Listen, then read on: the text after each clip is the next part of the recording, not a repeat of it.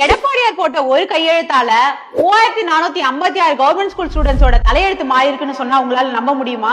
2017ல India முழுக்க மத்திய அரசு நீட் எக்ஸாம கொண்டு வந்தாங்க. இதனால பெருமளவு கவர்மெண்ட் ஸ்கூல் ஸ்டூடெண்ட்ஸ் பாதிக்கப்பட்டாங்க. அவங்க மெடிக்கல்ல ஜாயின் பண்ற கவுண்டும் இதனால ரொம்பவே குறைஞ்சது. இதை சரி பண்ண அப்போதைய சிஎம் எடப்பாடி கே பழனிசாமி அவர்கள் கவர்மெண்ட் ஸ்கூல் ஸ்டூடெண்ட்ஸ் மெடிக்கல்ல ஜாயின் பண்ண நீட் எக்ஸாம்ல 7.5% ரிசர்வேஷனை கொண்டு வந்தாரு.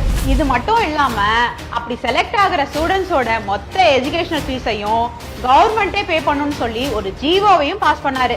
இது வரைக்கும் ஒரு வருஷத்துல 30-40 கவர்மெண்ட் ஸ்கூல் ஸ்டூடெண்ட்ஸ் மட்டுமே மெடிக்கல்ல படிச்சு வந்த நிலையில எடப்பாடியார் போட்ட ஒரு சைனால 2021ல சுமார் 962% இன்க்ரீஸ் ஆகி, அதாவது 435 கவர்மெண்ட் ஸ்கூல் ஸ்டூடெண்ட்ஸ் மெடிக்கல்ல ஜாயின் பண்ணாங்க.